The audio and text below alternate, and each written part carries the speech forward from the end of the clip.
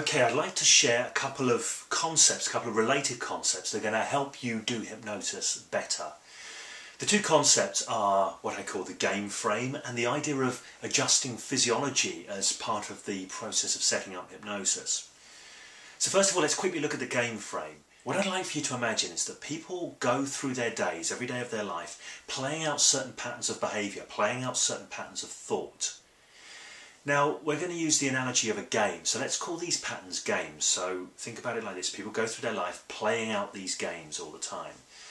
When you go to do hypnosis with them, what you need to get them to do is stop playing their games for a bit and play your games for a bit, because you're going to be describing, creating for them, or enabling them to create for themselves a new reality, something different from their everyday experience. So you need to take them out of their everyday game and get them to play your game, which is your hypnosis game.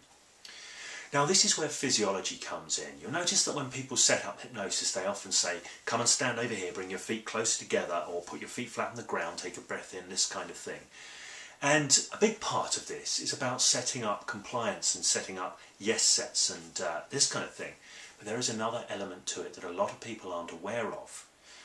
When people play their games, they run out their patterns of behaviour, when they run out their patterns of thought, there tends to be associated physiologies.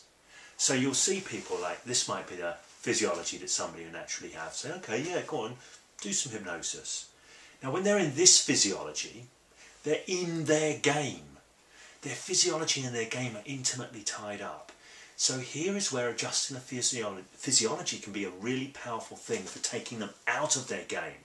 If someone's game is like this, yeah, and you say, can I get you to put your feet flat on the ground? Yeah, just adjust yourself in the chair and rest your hands on your lap. That's right.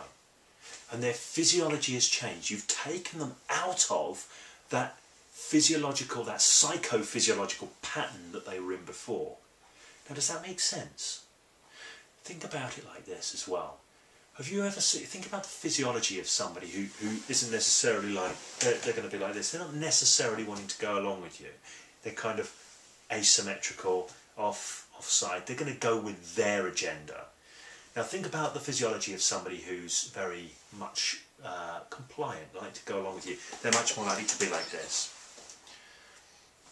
A good way of thinking about this is if you were to look at somebody in an interview, somebody who really wants the job is much more likely to sit symmetrically and pay attention, interact. Somebody who doesn't give a stuff about whether they get the job or not, how do they sit? Yeah, whatever. So you can start to see how physiology is really tied into the games that people play, and you can use it to get people to play the game that you want to play. Remember, get people symmetrical, get them out of this kind of like, get them out of their own physiology, get them out of their comfortable physiology, get them out of their defiant physiology, get them into a compliant physiology. Go for the symmetry. Let the breathing clear everything through, and you're ready to introduce a new game.